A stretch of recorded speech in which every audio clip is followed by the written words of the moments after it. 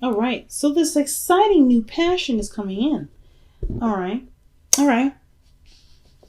Perhaps the situation is this. Some of you guys may have already hashed out the details of what your utopia looks like.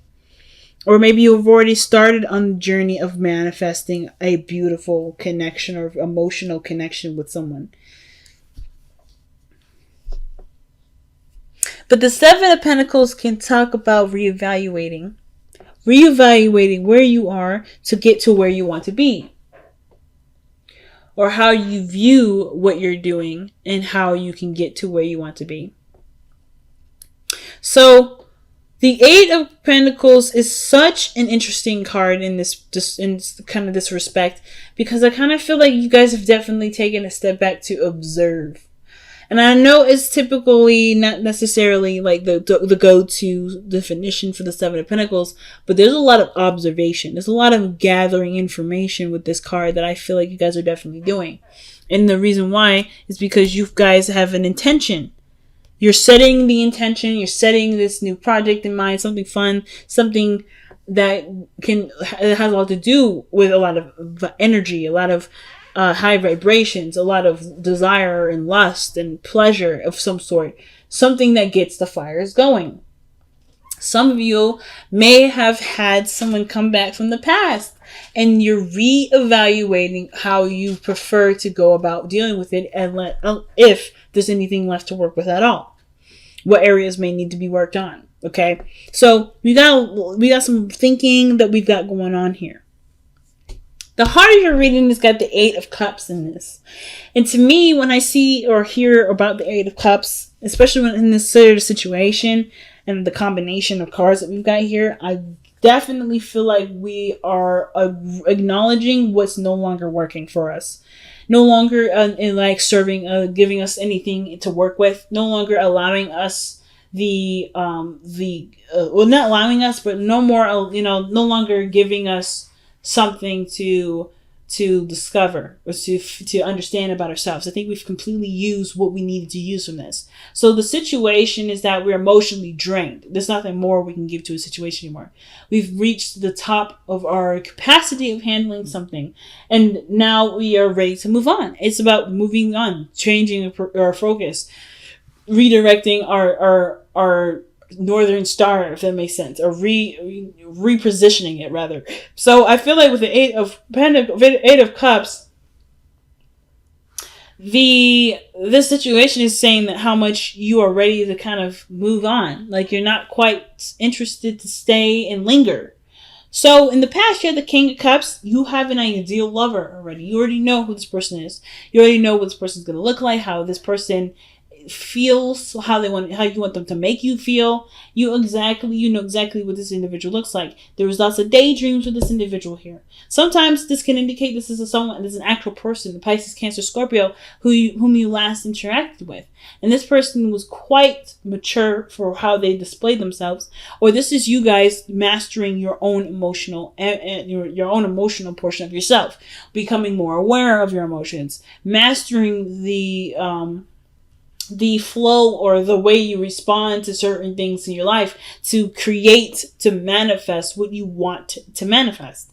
So you know exactly what this is for you guys in your own personal stories. So with this translation, right, I feel like with this mastering of your own emotions here, or dealing with somebody from the past here, I don't really feel like this person was emotionally manipulative or underhanded in some way, but I do feel like this person had some serious conflict attached to that, and you've made peace with it somehow. Or you've created a way to be more self-sustaining, or to have more self-esteem, higher self-esteem for yourself in this area through this kind of interaction. And I don't know why I'm connecting this with the external energy, the Five of Swords, with the King of Cups in the past, but I do feel like they have something to kind of do with it.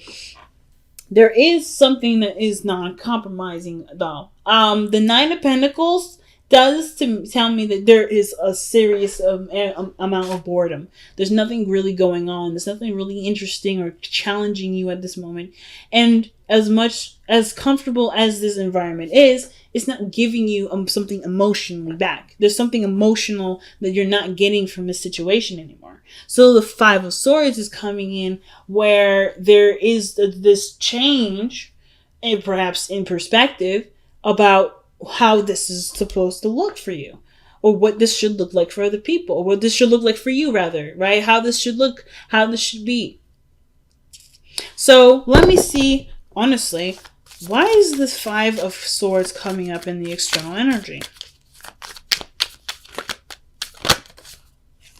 The Tower. Unexpected changes and adjustments in your life. Alterations to the magnified degree.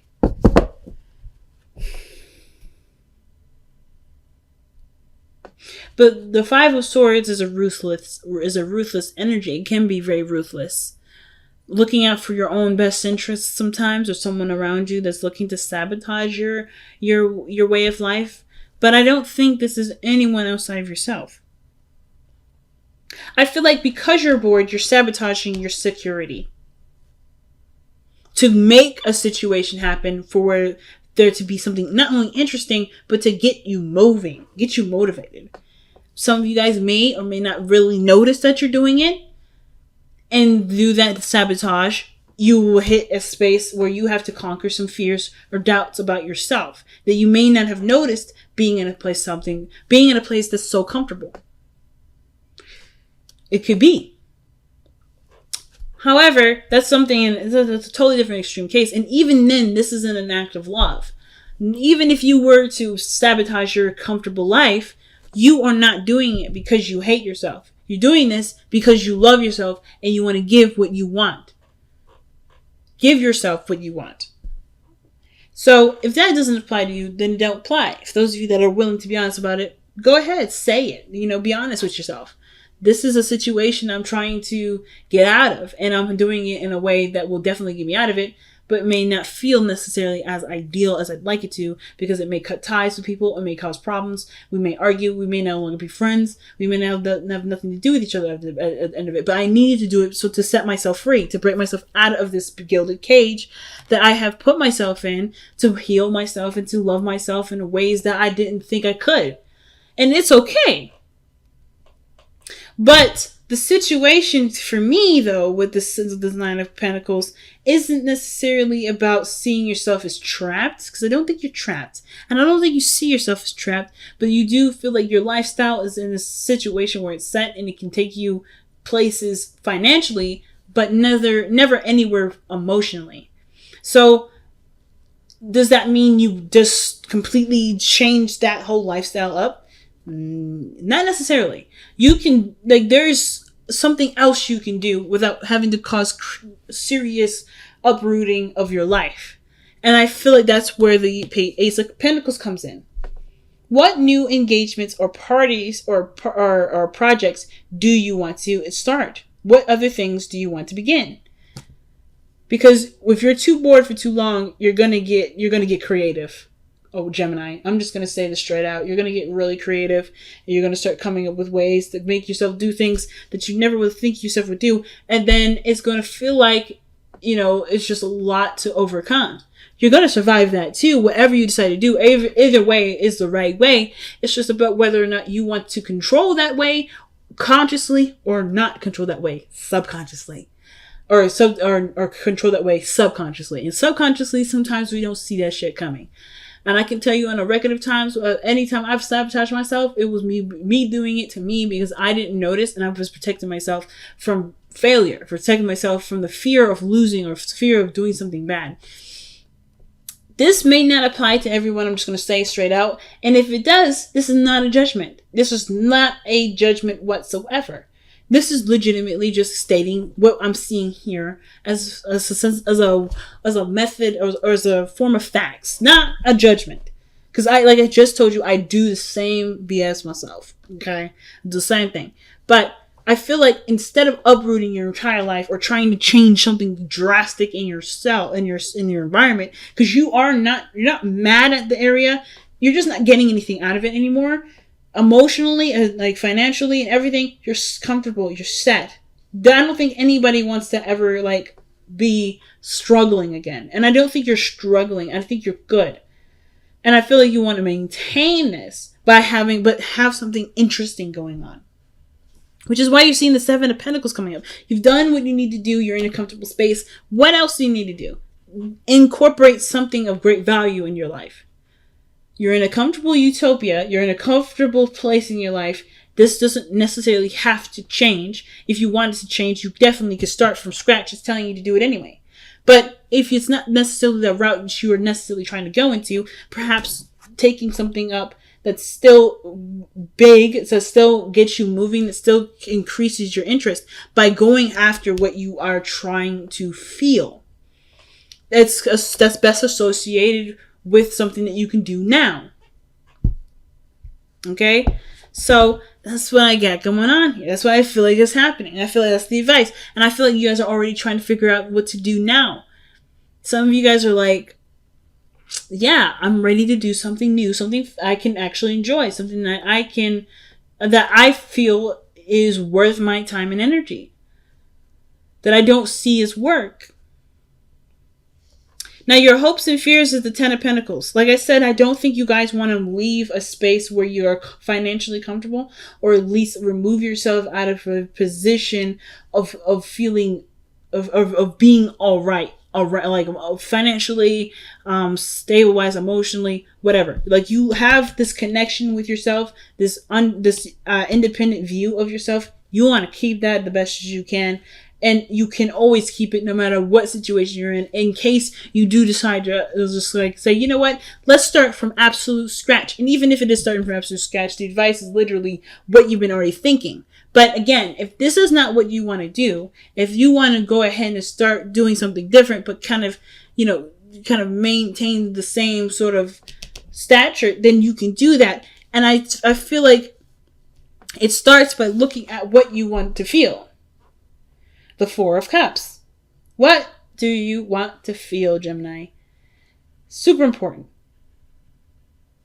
Do you want to feel fulfilled? Do you want to feel successful? Do you want to feel helpful? Do you want to feel accomplished? Do you want to mean something of great? Do you want to not mean something of great value to yourself? Which that's still a valid one to go down. Do you want to see how you are in this art form or in this sort of field of work? Is there something about this area that's intriguing, that's interesting to you, that you'd like to discover and learn more of and become efficient in? Whatever those areas are, it's all attached to an emotion. And until you find that emotion, but once you find that emotion, it's going to be super easy to pinpoint what you want to do. And I love this card in the back underneath the deck, and I don't typically look at these nowadays, at least for the videos. I look at them all the time for my personal readings, but for the videos I don't do them.